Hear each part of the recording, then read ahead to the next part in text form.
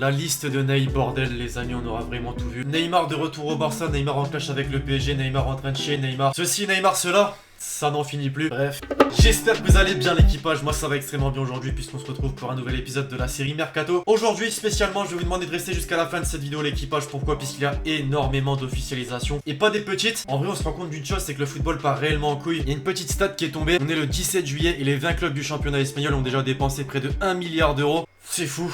L'équipe, très rapidement avant de commencer cette vidéo, je vous rappelle de ne pas oublier de lâcher le gros pouce bleu. La série Mercato on a toujours grandement besoin. On va se fixer l'objectif des 3000 likes en 1 heure. Merci vraiment à tous ceux qui vont contribuer. Bonne vidéo à tous. On est parti l'équipe comme à notre habitude, j'ai envie de dire avec le feuilleton Neymar. Ce lundi, le joueur brésilien effectuait son grand retour au camp des loges pour la reprise d'entraînement. Or, si son retour semblait respectable pour le club parisien, pas tellement puisque selon Sky Sport, l'ancien Barcelonais est revenu au camp des loges dans un contexte tendu. Il y aurait eu une réunion de 3 heures avec Leonardo, le nouveau directeur sportif du Paris Saint-Germain, pour parler de son avenir et c'est formel, attention, Neymar veut quitter le PSG, MDR. La porte est donc grande ouverte, malgré tout la direction du club français ne compte pas s'en séparer si facilement. Il y a des exigences financières pour l'avoir recruté pour une somme de 222 millions d'euros. Selon l'équipe, le FC Barcelone aurait proposé un premier deal au Paris Saint-Germain cette semaine, dans lequel serait inclus une somme de 40 millions d'euros. Philippe Coutinho et Ivan Rakitic, pas sûr que ce soit suffisant. Mundo Deportivo de son côté estime que Neymar est tellement décidé à quitter la France qu'il ne ferme pas la porte à d'autres destinations que le Barça. La Juventus, le Bayern Munich et Manchester United sont les clubs cités. Décidément, ça n'en finit plus. En parallèle de ce dossier, le club de la capitale n'oublie pas qu'il doit travailler sur d'autres secteurs de l'effectif et un milieu de terrain est toujours attendu. D'après la presse, le PSG aurait entamé les négociations avec Everton pour le milieu international sénégalais Idrissa Gueye qui avait été approché l'hiver dernier. Thomas Tuchel l'apprécie même au plus haut point et Leonardo semble sur la même longueur d'onde. C'est même plus que concret les amis puisque l'entourage du joueur a confirmé la consistance de l'intérêt parisien mais se montre tout de même assez prudent. Je cite: l'avenir d'Idrissa se décidera après la CAN. Le PSG est une piste sérieuse mais il se concentre sur la finale et se penchera sur son avenir à partir de la semaine prochaine. C'est un projet qui peut l'intéresser mais d'autres clubs sont aussi dans la course. Il faut rester prudent comme le dernier mercato l'a démontré le 31 janvier. Nous pensions que ça allait se faire, il y a eu de la déception mais Idrissa a été très professionnel et a su repartir rapidement de l'avant pour une très bonne deuxième moitié de saison. En parallèle, les dirigeants parisiens pensent également à un retour de Blaise Matuidi. Selon le Corriere dello Sport, cette semaine, l'international français champion du monde est la principale victime des arrivées combinées d'Adrien Rabiot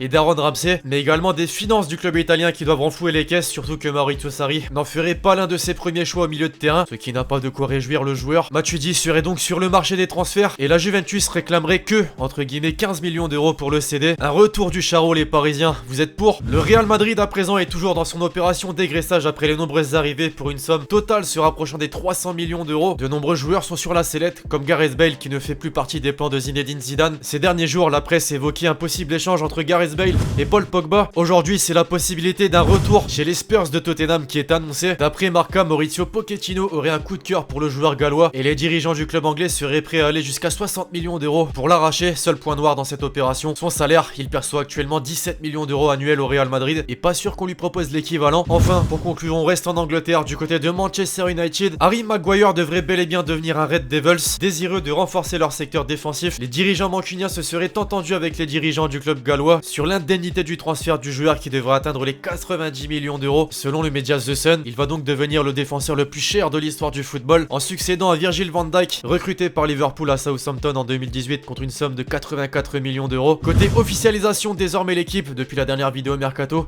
il y en a beaucoup. On se rattrape donc et on commence en France avec le Paris Saint-Germain qui a annoncé une nouvelle recrue en la personne de Abdou Diallo, l'international espoir français, âgé de 23 ans qui évolue au Borussia Dortmund, aurait coûté la somme de 32 millions d'euros au club parisien. Le LOSC a annoncé l'arrivée de deux joueurs. Léo Jardim d'abord, le gardien de 24 ans, a signé jusqu'en 2024. Manuel Kafumanacho ensuite, jeune et prometteur milieu de terrain international angolais. Il a lui aussi signé jusqu'en 2024. Benjamin Lecomte quitte Montpellier pour Monaco. Il a paraphé un contrat de 5 ans en faveur du club de la Principauté et le montant du transfert est estimé à 13 millions d'euros. Il avait tout juste été annoncé lors de la sortie de la dernière vidéo Mercato sur la chaîne YouTube. Joachim Andersen rejoint officiellement l'Olympique Lyonnais qui a déboursé près de 24 millions d'euros pour l'arracher à la Sampdoria. La Sampdoria justement remplace Joachim Andersen par Jason Murillo. Il a signé jusqu'en 2023. Jérémy Morel lui quitte l'OL. Libre de tout contrat, il a signé à Rennes pour une saison. En Italie, la Juventus annonce enfin l'arrivée de Matthijs de Ligt. Selon la presse néerlandaise, l'Ajax et la Juventus auraient trouvé un accord autour de 70 millions d'euros pour le joueur néerlandais. Et la vieille dame n'a pas peur de mettre la main à la poche puisqu'une somme de 26 millions d'euros a été déboursée pour un autre défenseur central. Cristian Romero, le défenseur argentin du Genoa, a signé un contrat de 5 ans. Malgré tout, il est prêté une saison dans son ancien club. L'Inter de son côté officialise le recrutement du milieu de terrain Nicolo Barella. Le montant du transfert avoisinerait les 45 millions d'euros. L'Atalanta, qui a obtenu son billet pour la prochaine Ligue des Champions, annonce l'arrivée de Ruslan Malinovski. Il a coûté 13 millions d'euros au club italien. Il ne sera resté qu'une saison au Betis. Le gardien Paul Lopez s'engage 5 saisons avec l'AS Roma. Le montant du transfert est estimé à 23,5 millions d'euros. L'autre club de Rome annonce le recrutement de l'international italien de 25 ans, Manuel Lazzari, contre 17 millions d'euros. En Espagne, le FC Séville continue d'empiler les recrues en annonçant les arrivées de Fernando qui quitte le Galatasaray contre 4,5 millions d'euros et de Oliver Torres, âgé de 24 ans, l'ancien meneur de jeu du FC Porto, a paraphé un contrat de 5 ans avec les Andalous. Le montant du transfert est estimé à 12 millions d'euros. Valence prend exemple en annonçant les arrivées de Maxi Gomez contre 14,5 millions d'euros et de Denis Cherichev qui rejoint définitivement le club espagnol pour un montant avoisinant les 6 millions d'euros. L'Atlético Madrid, qui avait annoncé il y a quelques jours la signature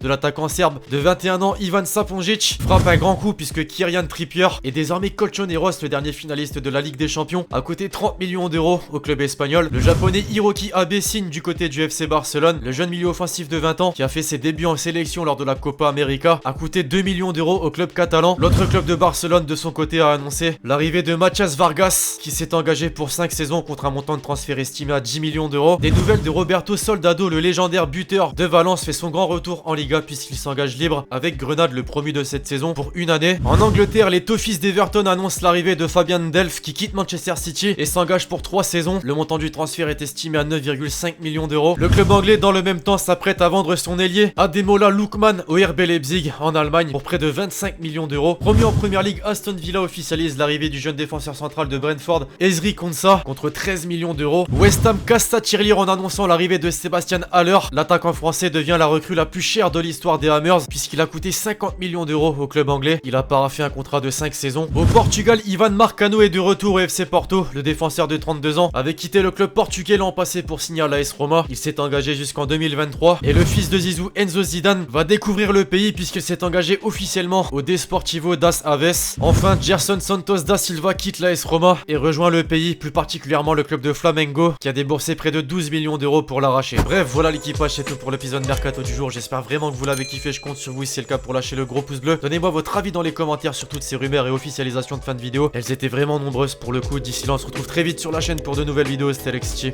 Ciao ciao.